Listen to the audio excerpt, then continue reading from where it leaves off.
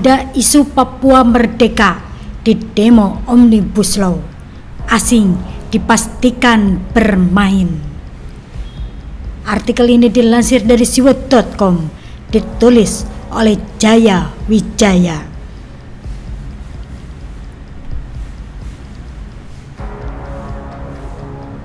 Saya adalah seorang yang tidak pernah percaya segala macam jenis teori konspirasi. Namun, rasanya kali ini sangat sulit bagi saya untuk tidak berkata kalau demo Omnibus Law ini ada hubungannya dengan asing, seperti yang Prabowo katakan.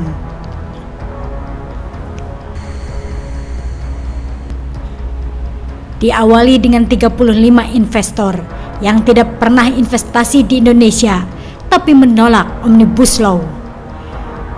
Selanjutnya, salah satu anggota parlementer Malaysia bernama Charles Santiago juga menolak Omnibus Law dengan tuduhan-tuduhan yang sudah penulis bantah di artikel sebelumnya. Sehari setelah hal tersebut, TNI langsung mengirimkan pasukannya ke Ambalat, wilayah perbatasan Indonesia dan Malaysia. Tidak tanggung-tanggung, mereka juga menurunkan pesawat tempur. Hal ini juga sudah dibahas sebelumnya. Setelah hal-hal mencurigakan di atas, hari ini demo Omnibus Law kembali berlangsung. Demo kali ini memang tidak separah minggu kemarin, walaupun tetap saja ada provokator yang kepolisian tangkap.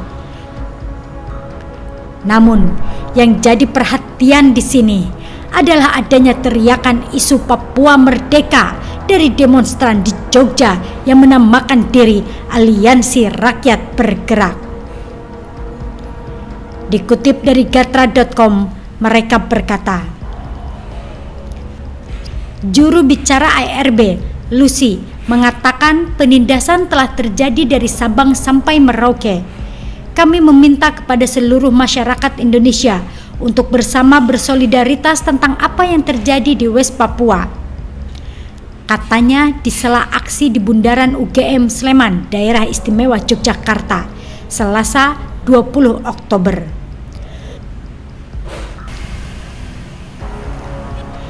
Menurut Lucy, warga Papua harus diberi hak untuk menentukan nasibnya sendiri. Masyarakat harus satu perjuangan secara bersama memberikan hak kepada kawan-kawan di Papua untuk menentukan apa yang mereka inginkan, katanya. Di Papua sendiri, 3 prajurit TNI terluka ditembak oleh OPM. Berikut beritanya dikutip dari viva.co.id. Prajurit TNI yang tergabung dalam Satgas Pengamanan Perbatasan dari Batalion Infanteri Yonif 312 Kala Hitam dihadang dan ditembaki secara brutal oleh kelompok separatis bersenjata Organisasi Papua Merdeka atau OPM di distrik Serambakon, Kabupaten Pegunungan Bintang, Papua.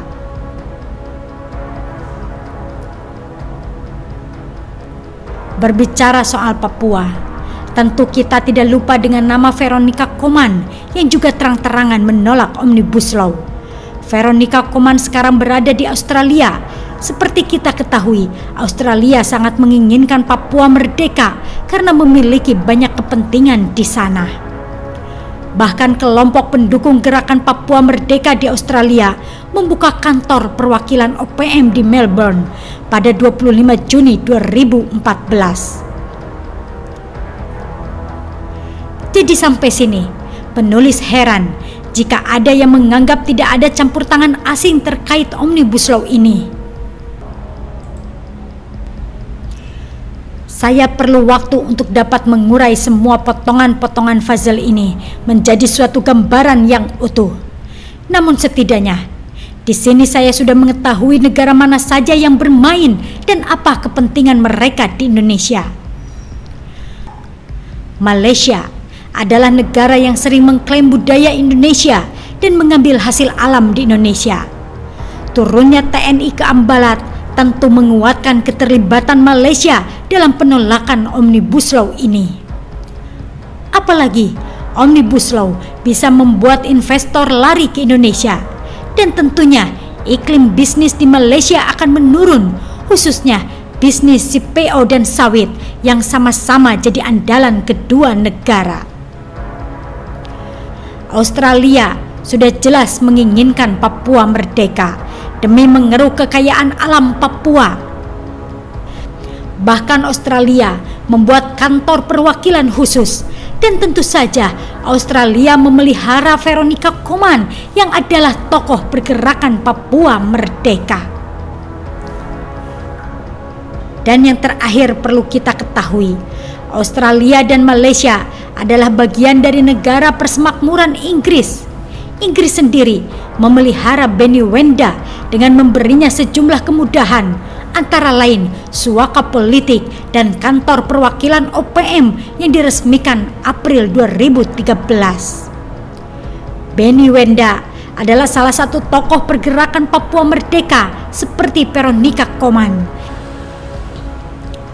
Yang terakhir, saya curiga keterlibatan Vanuatu juga, karena sebelum ramai-ramai Omnibus Law, kita dihebohkan dengan Vanuatu yang meminta Papua merdeka di sidang umum PBB. Namun akhirnya diskak diplomat muda kita, Silviani Pasaribu. Dan potongan puzzle terakhir dari semua ini adalah Inggris adalah salah satu sekutu abadi Amerika. Seperti yang kita ketahui, Amerika punya kepentingan di Freeport, dan Jokowi adalah presiden satu-satunya yang berani membeli saham Freeport agar kembali menjadi milik Indonesia. Keputusan Jokowi itu adalah keputusan yang sangat berani, sekaligus berbahaya tentunya. Perhatian Jokowi kepada Papua membuat banyak negara asing ingin mengobok-ngobok Indonesia, dan akibatnya terasa sampai saat ini, termasuk penolakan Omnibus Law. Pertanyaannya, apa yang bisa kita lakukan untuk membantu Jokowi?